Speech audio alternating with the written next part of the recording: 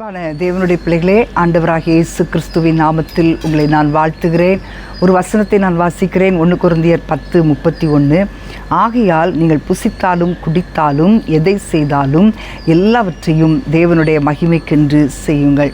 அப்போ தேவனை மகிமைப்படுத்துவது அப்படின்னு சொன்ன உடனே நமக்கு மனசில் வர்றது என்ன அப்படின்னா, நம்ம நல்லா ஜெபம் பண்ணுறோமா, நம்ம நல்லா ஆராதனை பண்ணுறோமா, உபவாசம் பண்ணுறோமா, சபை ஆராதனையில் நம்ம கலந்து கொள்கிறோமா, இது போன்ற ஆவிக்குரிய செயல்கள் தான் நமக்கு ஞாபகத்துக்கு வரும்.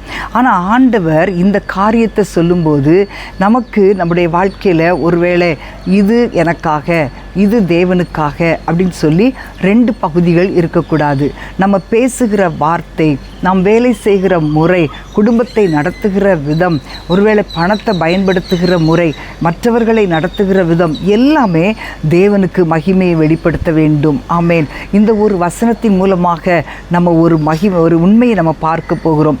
இந்த வசனத்தை எழுதுவதற்கு முன்பாக பவுல் விக்கிரகங்களுக்கு படைக்கப்பட்ட உணவு இதையெல்லாம் பற்றி அவன் சொல்லும்போது அதுக்கப்புறம் தான் சொல்கிறான், எதை செய்தாலும் கர்த்தருடைய மகிமைக்காக செய்யுங்கள். இது ஒரு கட்டளை.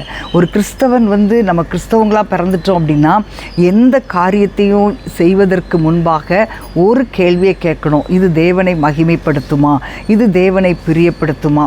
தானியேலுடைய வாழ்க்கையில் நீங்கள் பார்த்தீங்கன்னா, அவன் பாபிலோனில் அடிமையாக கொண்டு போகப்பட்டான். அரண்மனையில் தான் இருக்கிறான்.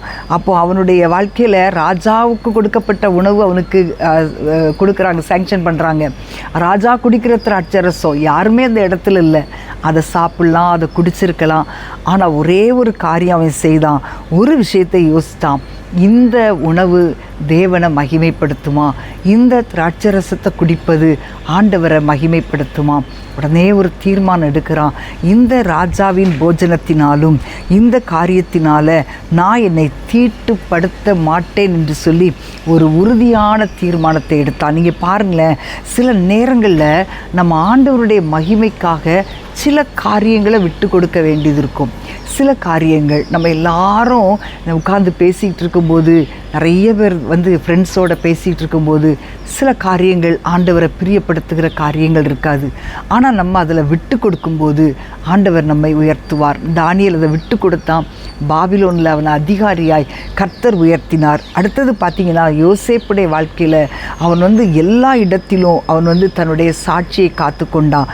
எல்லாத்துலேயும் அவன் ஆண்டவரை மகிமைப்படுத்தினான். அவனுக்கு பாவம் செய்கிறதுக்கு வாய்ப்பு வந்துச்சு, யாருமே பார்க்கல.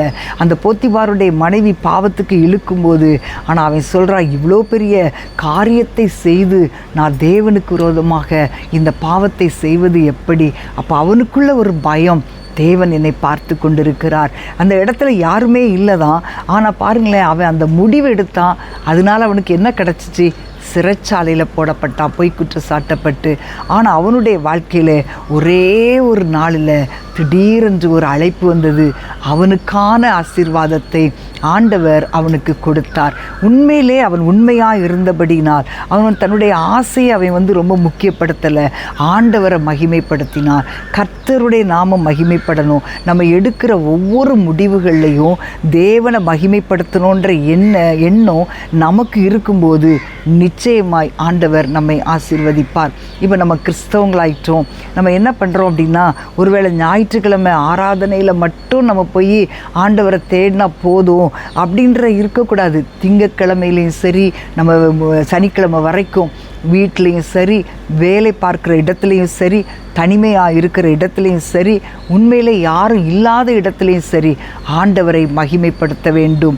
அன்பான தேவனுடைய பிள்ளைகளே, சின்ன காரியத்தில் மட்டும் இல்லை, ஒரு சின்ன காரியம், ஒரு சாப்பாடு சாப்பிட்றோமா, இல்லை ஒரு வார்த்தையை பேசுகிறோமா, ஒரு முடிவை எடுக்கிறோமா, எல்லாவற்றையும் நம்ம எடுக்கும்போது அதை ஒரு வார்த்தை நம்ம பார்க்கணும், இது தேவனுடைய மகிமைக்காக இருக்குமா, இது தேவனை மகிமைப்படுத்துமா அப்படின்ற ஒரு கேள்வியை நம்ம கேட்க ஆரம்பிச்சிட்டோன்னா நிச்சயமாய் நம்முடைய வாழ்க்கை ஆசீர்வாதமாக மாறும் என்பதில் சந்தேகமே இல்லை. ஆண்டவர்கிட்ட கேளுங்க, ஆண்டவரே, நான் செய்கிற ஒவ்வொரு காரியமும் உன்னுடைய மகிமையை வெளிப்படுத்தட்டும்பா அப்படின்னு சொல்லி நம்ம கேட்கலாமா?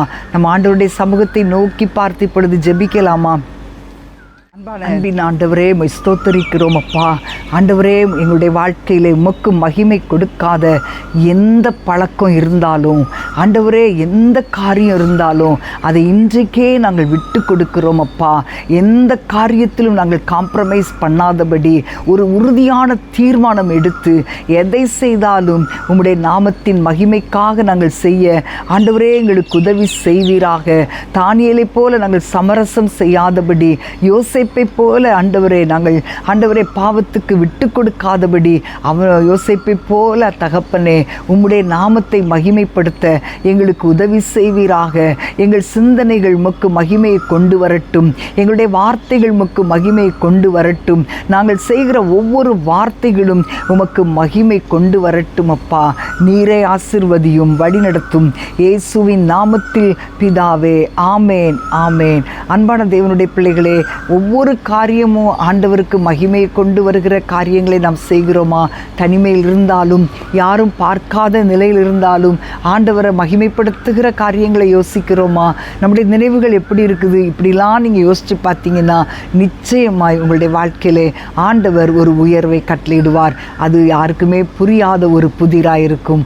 கர்த்தர் உங்களை ஆசீர்வதிப்பார். ஆமேன்.